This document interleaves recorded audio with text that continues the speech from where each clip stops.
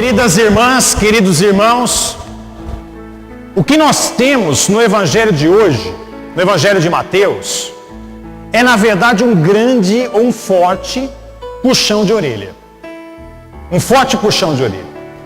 Mas antes de tocar na essência dessa chamada de atenção que o Cristo nos faz, ou Mateus nos faz através de Jesus Cristo, nós temos que contextualizar essa fala.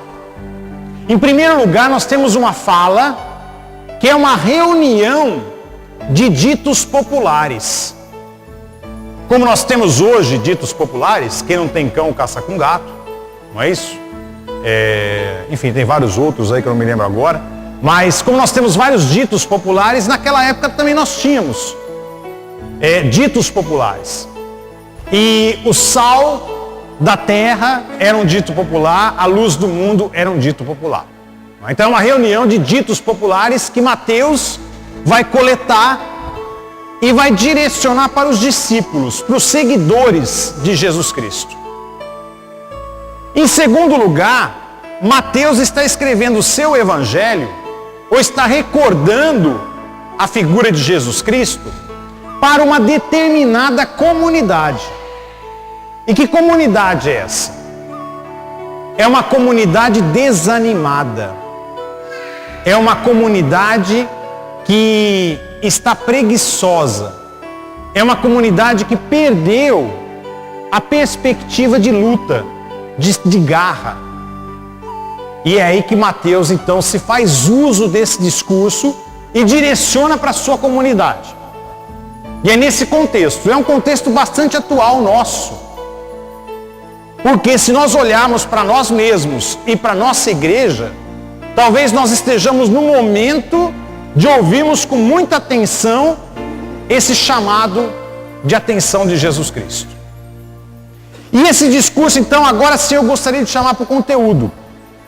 Esse discurso, em primeiro lugar, nos chama a atenção para a nossa responsabilidade. A nossa responsabilidade como cristãos.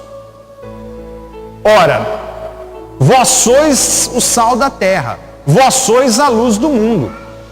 Não tem sentido ser cristão se eu não iluminar os ambientes. Não tem sentido ser cristão se eu não der gosto aos ambientes. O que o Cristo está querendo dizer?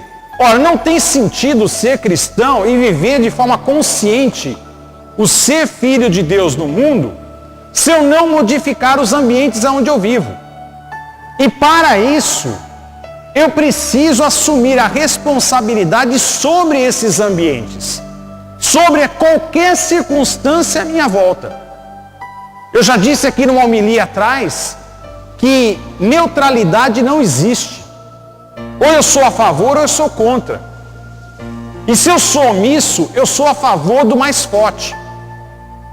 Diante de qualquer situação, a partir do momento que eu tomo ciência dela, eu como cristão me torno responsável por essa situação. E lembrem-se que a palavra responsabilidade vem de resposta. Quem tem responsabilidade dá resposta. O irresponsável é aquele que não quer ouvir, não quer ver, fecha os olhos, fecha os ouvidos e não dá resposta nenhuma. Deixa o barco rolar. Deixa o barco navegar conforme a corrente. Deixa a vida caminhar. Esse é o irresponsável. O responsável não. É aquele que se preocupa em dar uma resposta a determinada situação. E é aqui que eu começo a ser sal na terra e luz no mundo. Porque eu me envolvo nos ambientes. Eu me envolvo em qualquer situação. Na minha família, no meu trabalho, no meu bairro, na situação da minha cidade, e assim por diante. E é assim que todo cristão deveria agir. Porque senão não faz sentido eu vir à missa, ouvir a palavra de Deus, comungar, receber o Cristo Eucarístico e não viver em comunhão com o mundo lá fora. Nós somos igreja no mundo. Esse que é o ponto. Mas existe aí um segundo aspecto no discurso de Jesus. Por isso que eu disse que é uma reunião de ditos populares. Cada dito popular tem o seu significado. E nós temos que ler a Bíblia com muita atenção. Tem pessoas que leem a Bíblia como se ela fosse escrita hoje. E a Bíblia não foi escrita hoje. É como se nós, por exemplo, escrevêssemos assim num papelzinho, né? O Padre Beto entrou pelo cano. Então, nós queremos dizer isso, o Padre Beto entrou pelo cano, então nós dobramos esse papelzinho, colocamos numa caixinha, enterramos isso, e daqui 3.000 anos, essa caixinha vai ser achada. Aí é claro que aqui não vai estar mais os brasileiros, vai estar um outro povo, não é?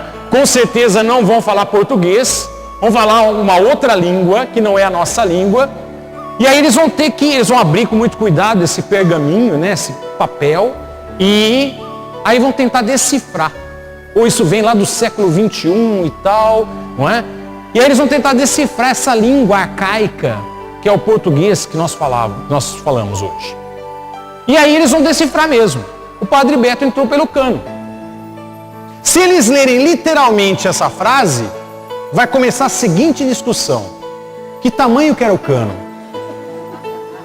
O Padre Beto era um padre baixinho ou era um padre alto? O que era entrar pelo cano? Será que era um ritual de entrar? A turma entrava por um cano? Será que é um ritual? Será que a Santo Antônio tinha um cano de entrada? E aí o Padre Beto entrava por aquele cano para celebrar a missa? Eles vão ficar nessa discussão e não vão atingir o que é a essência da palavra. É isso que acontece com muitos cristãos quando leem a Bíblia. Não estudam a história da época, não estudam a maneira de falar das pessoas e acabam perdendo a mensagem de Deus que está ali. Por isso que eu disse que nós temos que entender que nesse discurso do Cristo, nós temos ditos populares. E quando nós temos ditos populares, nós temos significado. E o significado do sal é muito importante. O sal naquela época significava sabedoria, o que é muito adequado. Só quem tem sabedoria é que consegue dar gosto às coisas. Quem não tem sabedoria, quem não raciocina, quem é um alienado, quem não pensa, ele não consegue dar gosto aos ambientes. Ele não percebe. E o discurso está falando sobre a estupidez. Porque é estúpido mesmo você acender uma lâmpada e colocar debaixo de uma vasilha. Isso não é estúpido? É estúpido. É estupidez você pegar uma lâmpada e escondê-la. Ora, você pega uma lâmpada para colocar em cima e iluminar o ambiente. Isso é inteligente.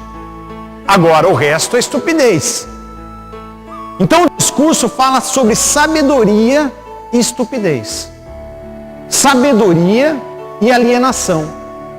Lembrando que sabedoria, e Paulo vai nos alertar muito bem isso, que a sabedoria do Espírito de Deus é uma sabedoria que faz com que a gente enxergue aquilo que falta e não aquilo que existe.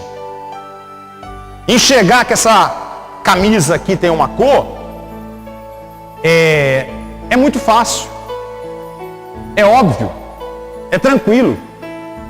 Agora eu preciso enxergar o que não existe, o que falta, o que deveria existir. E é essa sabedoria divina. É assim que eu ilumino os ambientes. É assim que eu ilumino e sou sal no mundo. Quando eu começo a ver as situações e a perceber o que falta nessas situações. Como também eu começo a enxergar a mim mesmo e entender o que falta em mim mesmo. O que está faltando eu ser. O que está faltando em mim. Qual é a minha ignorância. O que eu preciso mudar e me transformar? Isso é conversão. Ao mesmo tempo, eu preciso enxergar o que está faltando no outro, o defeito do outro. Muitas vezes as pessoas têm essa sabedoria sim, até enxergam o defeito do outro, mas não chegam para o outro e falam. Pelo contrário, a gente enxerga o defeito do outro, aí chega para o outro e fala assim, você viu como é que ele é? A gente acha falta de educação chegar na pessoa e dizer, mas a gente não acha falta de educação ficar comentando do lado. O que na verdade isso é falta de educação.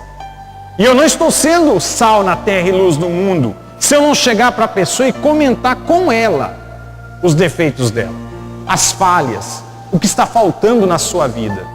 E a mesma coisa no contexto político e social. Nós temos que ser pessoas ativas, que denunciam aquilo que está errado, denunciam aquilo que não está correto e mostram aquilo que está faltando para as pessoas. Porque, gente, nós nos acostumamos com tudo na vida.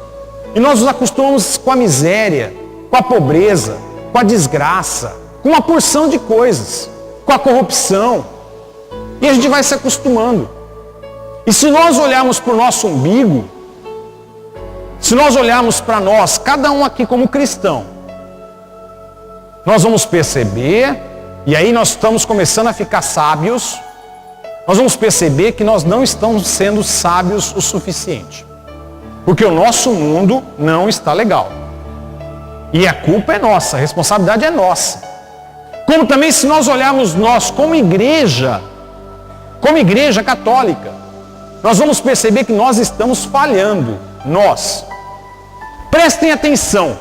O ano passado nós tivemos o quê? Campanha da Fraternidade. Lembram-se disso ou não? Campanha da Fraternidade, economia e vida. Mudou alguma coisa? Mudou alguma coisa? Mudou nada. Não mudou absolutamente nada. Eu fiz uma proposta para mudar. Eu tive na primeira reunião do clero da Diocese de Bauru, porque há uma desigualdade muito grande entre as paróquias, e eu fiz o pedido, coloquei a proposta de se criar uma conta única na Cúria, e o dízimo e a coleta ir para essa conta única, e todo o dízimo e coleta de todas as paróquias ser distribuído de forma igualitária para todos. Aí então, a paróquia lá, Beato Anchieta ou do Chapadão, vai ganhar a mesma quantia que a paróquia de São Judas ou Santa Rita. Não foi aceito. Não foi aceito. Agora, se nós não vivemos na igualdade, como é que eu posso pregar a igualdade? Se nós não vivemos na igualdade. Então nós temos que olhar para nós mesmos, para o nosso umbigo. Agora, vem a campanha da fraternidade sobre meio ambiente. Vai ser a campanha da fraternidade esse ano. Ora, meu Deus do céu. Meio ambiente é ótimo que isso seja reforçado. Perfeito, nada contra. Mas que está chegando atrasado, tá. Isso não é ser sal na terra e luz no mundo. Todo mundo já está dizendo isso, já está cansado de dizer isso. Ótimo que a Igreja Católica venha dizer também. Não estou sendo contra. Mas que a Igreja Católica tinha que ser uma igreja vanguardista, ou seja, uma igreja que enxerga longe. E aí sim ela está sendo sal na terra e luz no mundo. Não é? Ela tem que ser. Para isso falta cabeças críticas. Para isso falta sabedoria. Está faltando, infelizmente. Sabedoria para enxergar o que falta em nós. E o que falta no mundo. Porque realmente há muita falta no mundo. Agora, para nós, falta postura. Falta discernimento. Oração. Mas, acima de tudo, atitude. Então, que nós tenhamos essa chamada de atenção de Jesus Cristo. Que nós recebamos esse puxão de orelha. Porque desde a CNBB até cada um de nós aqui precisa se converter em uma igreja mais comprometida, uma igreja mais séria, uma igreja que vá a questões bem sérias mesmo, mas com propostas de mudança e de transformação e exigências. Que cada um aqui viva na sua vida o sal na terra e a luz no mundo. Só que precisa ter coragem para isso.